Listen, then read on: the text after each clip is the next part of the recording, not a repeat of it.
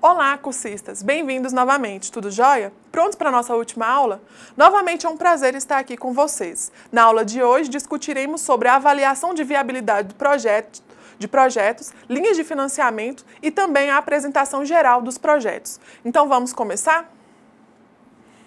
Então, nessa primeira aula, a gente vai discutir, nessa nossa última aula, a gente vai discutir a avaliação da viabilidade de projetos. De certa forma, depois que a gente planejou, que a gente fez todo o sistema de adequação correta, do que se espera planejar para o sistema futuro, então a gente tem que ter, nesse momento, enxergar o processo do sistema econômico. De que forma eu vou ter os recursos para estar efetivando e executando os meus projetos. A princípio, então, a gente vai ter os conceitos. Então, de certa forma, a gente vai analisar os conceitos econômicos e financeiros. Então, essa viabilidade de projetos, a gente vai fazer o quê? Vai analisar econômico-financeiramente um projeto ou empresa, e que, de certa forma, vai definir os riscos que vão estar envolvidos nesse empreendimento, de forma que a gente consiga o quê? Estimar a sua rentabilidade. Objetivamos também apurar a viabilidade econômica e financeira do projeto, ou seja, o retorno no investimento, que, de certa forma, é o atrativo do ponto de vista econômico e financeiro dos investidores. O processo de elaboração é a análise de projetos de capital após passar pela construção do fluxo de caixa, que vai estar, no caso, associado com o empreendimento. Ele vai requerer o cálculo da viabilidade econômico-financeira, a fim de ser possível tomar decisão de aceitação ou rejeição desse investimento.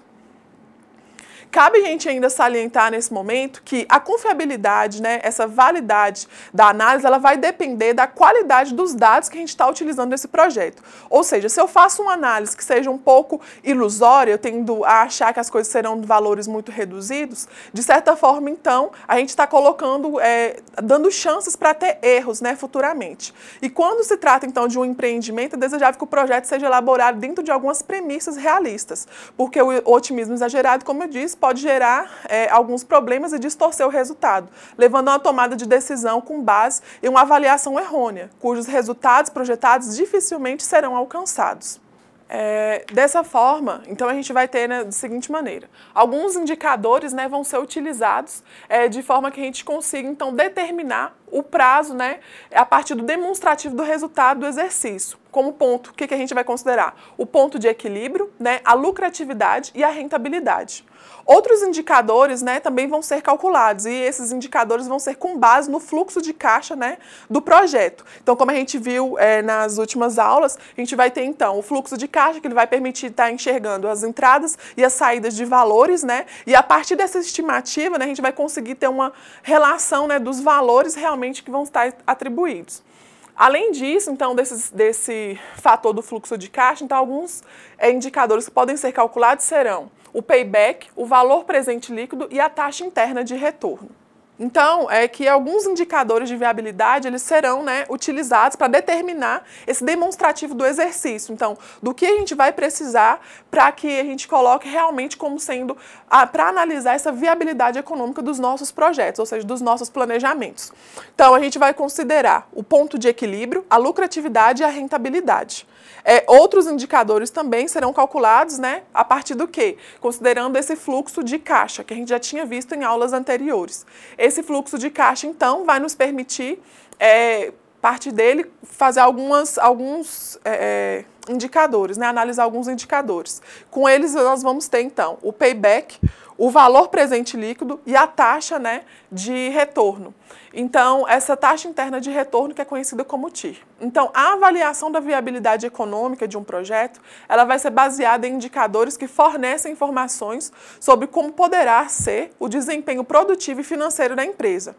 Independentemente do número, de quais indicadores eles vão estar sendo utilizados, essas técnicas de análise elas vão ser utilizadas para, de certa forma, que se escolham as melhores, aquelas que vão estar realmente vinculadas no sistema, que podem te dar um retorno. Então, não tem um limite de uso com relação a esses indicadores econômicos que estarão sendo utilizados. Logo, as decisões sobre a viabilidade do projeto, elas vão envolver aspectos de mercados, Então, esses aspectos de mercados vão estar sendo o quê? vão estar envolvendo alguns projetos, que no caso vão ser os aspectos de mercado, a localização, a capacidade gerencial e aspectos econômico-financeiros. E dessa forma, vão fornecer então informações necessárias para a decisão sobre aprovar ou rejeitar um processo. Então, fazer essa avaliação de aspecto de mercado, como a gente disse, né, nas outras aulas, faz essa verificação para enxergar quais são as possibilidades que o mercado está me dando, se o mercado está me limitando, né, a progredir, a planejar aquele investimento que eu estou querendo fazer, ou se ele está me impulsionando, se ele tem chance de me ajudar a crescer, né, e desenvolver esse investimento que eu estava pretendendo. A localização, também, por conta dessa questão, vão ser considerados na hora da viabilidade econômica essa questão de localização, porque, como a gente disse, toda a questão de logística vai estar envolvida nesse processo. Além disso, também, a capacidade gerencial e os aspectos econômicos financeiros.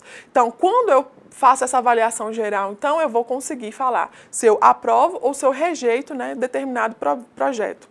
Então, é importante colocar de seguinte forma, que as análises elas são realizadas mediante valores estimados, dado que as projeções, né, poderão realizar-se ou não, considerando ainda que não é possível ter certeza sobre o comportamento do mercado.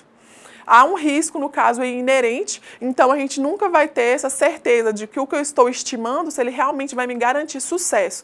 Então, para toda e qualquer avaliação econômica que eu for fazer, eu tenho sempre que ficar considerando um ponto que pode ser um ponto negativo ou um ponto positivo. Há também, nesse processo, a dificuldade, né, de conseguir delimitar quais serão esses entraves que surgirão, né, a ponto de comprometer o planejamento todo, né, que tinha sido feito anteriormente. Dessa forma, o risco que envolve a implantação de um projeto de investimento é representado pela possibilidade de erro nas projeções dos cálculos. Então, que serão feitos, né, subsidiados, com base no processo de tomada de decisão para a implantação ou não, né, de determinado empreendimento. A partir disso, então, nós teremos os principais métodos de avaliação e de investimentos, que são os seguintes. Os principais métodos de avaliação de investimentos têm-se, em primeiro lugar, o custo de capital. O que seria o custo de capital? O custo de capital é de forma estática, você ponderar os recursos que serão aplicados, ou seja, ele vai representar o custo do passivo da empresa. De certa forma, então, esse custo de capital, o que seria esse custo do passivo da empresa? Seria você conseguir estimar o que a empresa tem para poder permanecer, né, durante todo aquele momento, para fazer todo aquele alavancar. Já o custo de oportunidade, ele vai corresponder à rentabilidade que a empresa estaria conseguindo obter com os seus recursos, então já está tendo uma movimentação. E se esses não estiverem sendo destinados a uma aplicação, né, eles podem ser considerados como uma aplicação alternativa. A taxa mínima de atratividade. No caso, a taxa mínima de atratividade, ela vai se representar, no caso, que uma empresa só deverá aplicar seus recursos quando essa taxa for superior à sua determinada taxa. Então, tem uma taxa mínima que vai estar sendo colocada, e se essa taxa, para mim ter essa taxa mínima de atratividade, eu tenho que ter um valor mínimo, tem que ser superior a esse valor mínimo. Então, essa taxa a gente chama de taxa mínima de atratividade, tem como base o custo de capital. Então, e o custo de oportunidade também da empresa. Então, para que consiga fazer essa movimentação e já colocar e considerar também os valores que estarão referentes a todo o processo, né, de lucratividade, né, para a empresa ter uma rentabilidade, então eu vou ter que estar considerando o custo de capital e o custo de oportunidade. Quando a empresa, então, ela decide investir, o que a gente vai fazer? Ela pode buscar os recursos em três pontos, né, no caso, em três fontes. Então, inicialmente a gente tem o capital de terceiros. E esse capital de terceiros, ele seria o quê? Seria realmente você buscar fontes financiadoras, e essas fontes financiadoras seriam agências, né, de financiamento, bancos ou mesmo subsídios do governo, né? Então, por meio do empréstimo dos financiamentos captados nas instituições financeiras ou de mercado de capitais, então a gente consegue fazer essa emissão pelos títulos. O capital próprio, no entanto, ele seria por meio do capital dos sócios ou dos acionistas. Então, já seria um valor que, dentro da minha empresa, tem os sócios e os acionistas, cada um vai dar uma contribuição referente para que a gente consiga ter esse capital próprio. Então, a gente vai estar tirando o dinheiro da própria empresa, ou seja, das próprias fontes. E o capital próprio também ele vai se dividir na relação em que a gente pode retirar esse dinheiro da própria empresa. Então, dentro dos recursos que já estarão disponíveis na própria empresa. E isso, de certa forma, ele vai gerar algumas oportunidades. Só que a gente tem que considerar também que a empresa ela só deverá aplicar seus recursos, né, de rentabilidade aqui, se essas taxas elas forem superiores. Então, as duas primeiras fontes que compõem o custo de capital, né, vão compor o custo de capital, e a terceira o custo de oportunidade da empresa.